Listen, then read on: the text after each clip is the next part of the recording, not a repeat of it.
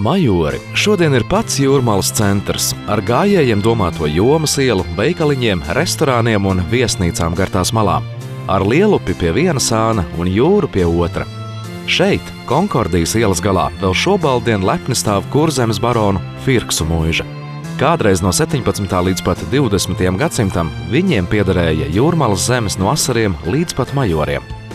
Arī majori veidojušies uz kādreiz Fon Firksiem piederējušās zemes. Taču Jūrmalas kā atpūtas vietas augošā slava visu mainīja ļoti ātri. Baroni zemi iznomāja vasarnīcu celtniecībai, bet vietā, kur reiz bija mežs, mājas un vasarnīcas auga gluži kā sēnes pēc lietus.